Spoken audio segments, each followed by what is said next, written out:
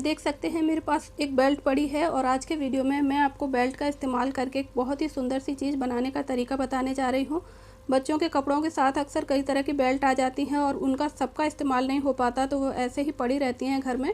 तो आप उनका इस्तेमाल कर सकते हैं, या फिर आपके पास बड़ों की कोई पुरानी बेल्टें पड़ी हैं तो आप उनका भी यूज कर सकते हैं। तो मैंने एक बेल्ट यहाँ पर ली है और इसके दोनों पार्ट्स को कट करना है, ये वाला पार्ट और पीछे से भी इसे हम ट्रिम कर लेते हैं दोनों हिस्सों को, और इसे हल्का सा मोड़ करके सीधा कर लें। और इसके बाद हमने इसे एक कपड़े से कवर किया है। ये देखिए, ये इसका उल्टा साइड है, तो इस तरह से हमने एक वेलवेट के कपड़े से इसे पूरा कवर कर लिया है। आप कोई भी कपड़ा ले सकते हैं इसको कवर करने के लिए। कपड़ा लगाने से पहले हमने ये लूप्स बनाए हैं मोटे धागे के, इनको पहले चिपका लिया था, उसके बाद इसे कपड़े से कवर किया है। आप रिबन के लूप्स बनाकर भी इसे लगा सकते हैं। ये इसका सीधा साइड है, लूप्स हमने इसे हैंग करने के लिए लगाए हैं।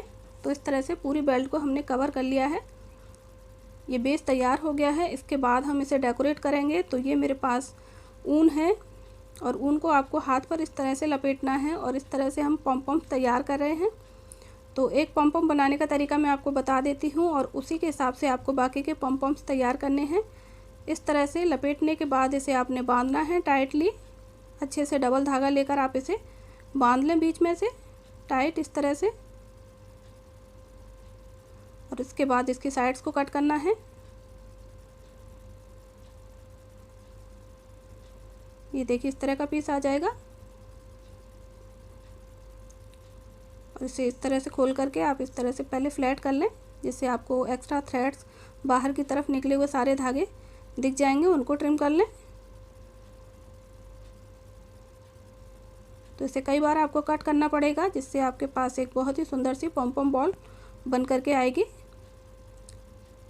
ये देखिए, इसके बाद आपको इस तरह से इसे हाथ से गोलाई देनी है, तो ये एक गोल बॉल की तरह हो जाएगी। उसके बाद आपको हल्का हल्का सा ट्रिम करना है। जहाँ जहाँ आपको एक्स्ट्रा थ्रेड्स दिखते हैं बाहर की तरफ निकले हुए, उनको इस तरह से हल्का हल्का सा ट्रिम कर लें और इस तरह से हमारे पास ऊन की एक बॉल निकल कर आएगी। तो 2-3 बार आप इसे हाथ से घुमाएंगे इस तरह से, तो ये एक बॉल की तरह दिखाई देगी। और ज़रूरत हो तो आप इसे कट कर लें जहाँ जहाँ आपको धागे दिख रहे हैं बाहर की तरफ निकले हुए। तो इस तरह से हमने एक बॉल तैयार कर ली है। बाकी की बॉल्स भी हम इसी तरह से तैयार करेंगे। और इसके बाद हमें टैसल तैयार करने हैं। टैसल बनाने के लिए हमें ऊन के इस तरह के धागे चाहिए, जिसे हमें सेंटर से इस तरह से बांधना है। तो कई लेयर थ्रेड्स को हमने इस तरह से सेंटर से बांध दिया है और बांधा गया साइड हमने अंदर की तरफ कर दिया है। और जिस धागे से बांधा था उसको हमें इस तरह से लपेटना है इसके ऊपर और इस तरह से धागे को पक्का कर लेंगे 2-3 बार। और इस तरह से हमारा टैसल बनकर तैयार हो जाएगा। तो हमें 5 या 6 इस तरह के टैसल्स चाहिए और इसे कट लगा लेंगे।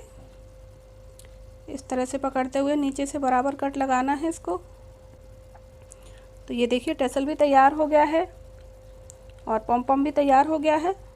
देखिए, सारे पीसेस हमने तैयार कर लिए हैं। 15 से 16 पॉम आपको चाहिए और 5-6 टैसल चाहिए।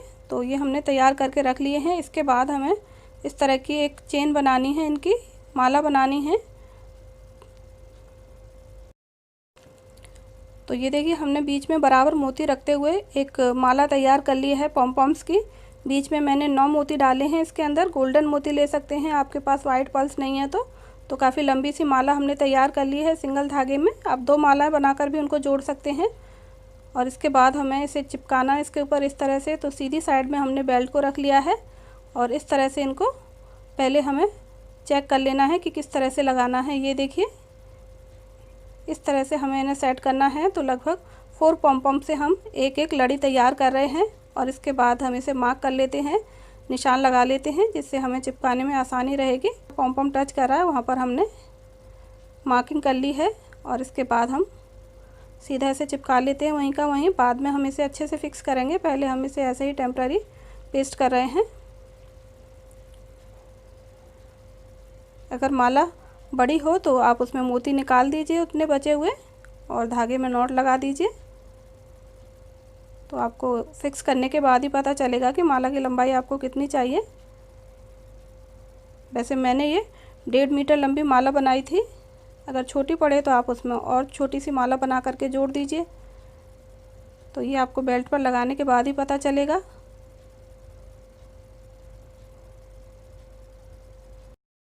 अब इसे उल्टा कर लिया है और उल्टी साइड में हम टैसल्स लगाएंगे।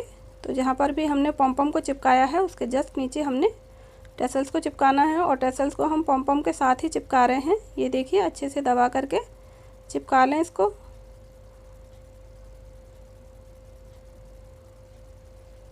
तो जहाँ पर हमने पॉम को चिपकाया वहाँ पर टैसल चिपका रहे हैं और साइडों में भी एक एक टैसल लगा देंगे। जब ये ड्राई हो जाए तो आप इसे इस तरह से सीधा करिए। ये देखिए, ये सीधा होने के बाद इस तरह से दिखाई दे रहा है। और अब हम कुछ मोती लगाएंगे, क्योंकि हमने माला भी मोतियों की बनाई है तो इसे डेकोरेट करने के लिए भी हम मोतियों का ही इस्तेमाल कर रहे हैं। ऊपर हमने ग्लू लगा लिया है और इस तरह से 2-2 मोती चिपका लेते हैं एक एक पार्ट में।